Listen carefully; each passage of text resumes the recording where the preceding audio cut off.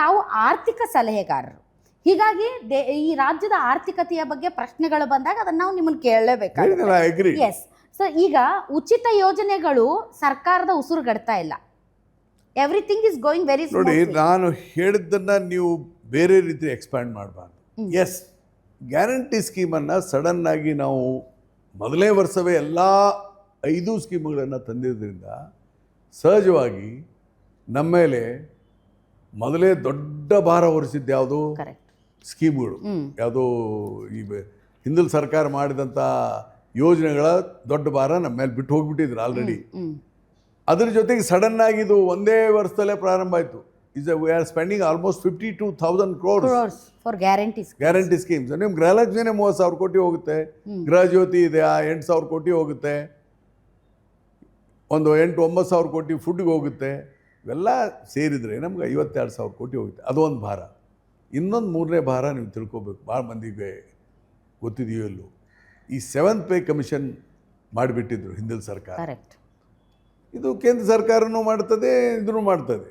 7th pay ಕಮಿಷನ್ನ ನಾವು ಒಪ್ಕೊಂಡ್ಬಿಟ್ವಿ. 27.5% ಅವ್ರಿಗೆ ಕೊಡಬೇಕು ಅಂಥೇಳಿ 7th ಪೇ ಕಮಿಷನ್ನು ರೆಕಮೆಂಡೇಶನ್ ಕೊಟ್ಟಿದ್ರು. 25 ಒಪ್ಪಬೇಕು, 27 ಒಪ್ಪಬೇಕು, 20 ಒಪ್ಪಬೇಕು ಅಂತ ಆಪ್ಷನ್ ಕೊಟ್ಟಾಗ ನಮ್ಮ ಮುಖ್ಯಮಂತ್ರಿಗಳು 27.5% ಒಪ್ಪಿಗೆ ಕೊಟ್ಬಿಟ್ಟು, ಇದರಿಂದ ನಮಗೆ ಈ ವರ್ಷ 20,000 ಕೋಟಿ ರೂಪಾಯಿ ಹೆಚ್ಚುವರಿಯಾದಂಥ ಸ್ಯಾಲ್ರಿ, ವೇತನ ಮತ್ತು ಪೆನ್ಷನನ್ನು ಕೊಡಬೇಕಾದಂಥ ಅದೊಂದು ಭಾರ ಬಿದ್ದಿದೆ. 20,000 crores, it's not A small money. Monthly ಅವ್ರಿಗೆ ಹೋಗ್ಬೇಕಲ್ಲ. ಹೀಗಾಗಿ ಮೊದಲೇ ಭಾರ, ದೊಡ್ಡ ಭಾರ ಹಿಂದಿನ ಸರ್ಕಾರದ ಕಾಮಗಾರಿಗಳ ವಿಚಾರದಿಂದ. ಅಂದರೆ ಅವೈಜ್ಞಾನಿಕವಾಗಿ ಕೊಟ್ಬಿಟ್ರು ಅವರು. ಅವ್ರ ಹತ್ರ ಜೇಬ್ನಾಗಿರೋ 100 ರೂಪಾಯಿ, 1,000 ರೂಪಾಯಿದ್ದು ಕೆಲಸ ಅಂದರೆ ಅದು ನಂಬರ್ 1. ಅದ್ರ ಭಾರ. ಸಡನ್ನಾಗಿ ಗ್ಯಾರಂಟಿ ಒಂದೇ ವರ್ಷ ಮತ್ತು 20,000 ಕೋಟಿ ಇವೆಲ್ಲವೂ ನಮ್ಮ ಮೇಲೆ ಬಿದ್ದಾಗ ಸ್ವಲ್ಪ ಪ್ರಾರಂಭಿಕ ಇದರಲ್ಲಿ ತೊಂದರೆ ಆಗೋದು ಸಹಜ.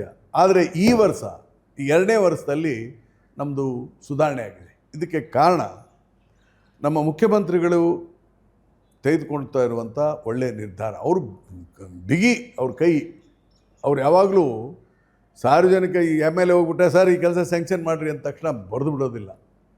ಸ್ವಲ್ಪ ತಡೀರಪ್ಪ ನೋಡ್ತೀನಿ, ಸ್ವಲ್ಪ ಕೈ ಬಿಗಿ, ಸುಮ್ಮನೆ ಸ್ಯಾಂಕ್ಷನ್ ಮಾಡಲ್ಲ. ಮನಿ ಅವರು ಸರ್ಕಾರದ ಹಣವನ್ನು ಮನೆಯವರು ಹೆಂಗೆ ಖರ್ಚು ಮಾಡ್ತೀವಲ್ಲ ನಾವು, ಹಂಗೆ ಖರ್ಚು ಮಾಡ್ತಾರೆ ಸಿದ್ದರಾಮಯ್ಯ. ಅದಕ್ಕೆ ಶಾಸಕರಿಗೆ ಈಗ ಹಿಂದಿನ ಸರ್ಕಾರದಂಗೆ ಬರೆದು ಬಿಟ್ರೆ ಪ್ರಯೋಜನ ಇಲ್ವಲ್ಲ. ಅದೇ ಹೇಳಿದ್ನಲ್ಲ, ಈಗ ಬರೆದ್ರಂದ್ರೆ ಅವೈಜ್ಞಾನಿಕವಾಗಿ ಆಗೈತಲ್ಲ, ಖುಷಿ ಕೊಡ್ಬೋದು ಅಟ್ಟೆ, ಮುಂದೆ ದುಡ್ಡಿರಲ್ಲ. ಅದಕ್ಕೆ ಅವರು ಭಾಳ ವೈಜ್ಞಾನಿಕವಾಗಿ ಸಮರ್ಪಕವಾಗಿ ಮಾಡಬೇಕಲ್ಲ, ಅದಕ್ಕೆ ಸ್ವಲ್ಪ ಗ್ಯಾರಂಟಿ ಹಿಡಿದು ತಂದಿದ್ದಾರೆ. ಈಗ ನಮ್ಗೆ ಅನುಕೂಲ ಆಗ್ತಾಯಿದೆ ನೋಡಿ.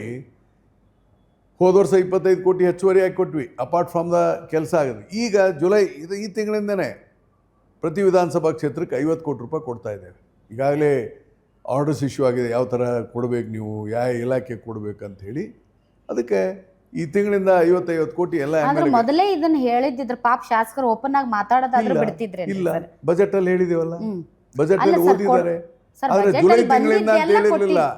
ಅವ್ರೇನ್ ತಿಳ್ಕೊಂಡ್ಬಿಡ್ತಾರೆ, ಬಜೆಟ್ ಪಾಸ್ ಆದ ತಕ್ಷಣ ಕೊಟ್ಬಿಡ್ತಾರೆ ಅಂತ.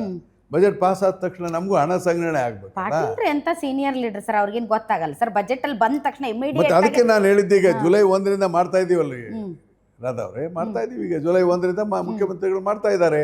ಹೀಗಾಗಿ ಹೆಚ್ಚುವರಿ ಹಣ ಹೋಗ್ತಾ ಇದೆ. ಆಮೇಲೆ ಮುಂದಿನ ವರ್ಷ ಅಂದರೆ ಈಗ ಇದು 3rd ಇಯರ್ನಲ್ಲಿದೆ. ನೆಕ್ಸ್ಟ್ ಇಯರ್ಗೆ ನಮಗೆ ರೆವಿನ್ಯೂ ಡೆಫಿಸಿಟ್ ಎಲ್ಲ ಹೋಗಿಬಿಡ್ತದೆ. ಸ್ವಲ್ಪ ಆರ್ಥಿಕ ಶಿಸ್ತು ಬರುತ್ತೆ. ನ್ಯಾಚುರಲಿ ನಮ್ಮ ಟ್ಯಾಕ್ಸ್ ಕಲೆಕ್ಷನ್ನಲ್ಲೂ ನಾವು ಚೆನ್ನಾಗಿದ್ದೇವೆ ನೋಡಿ. ನಮ್ಮ GST we are number 2 at present in India after Maharashtra. Maharashtra ಬಿಟ್ಟ ತಕ್ಷಣ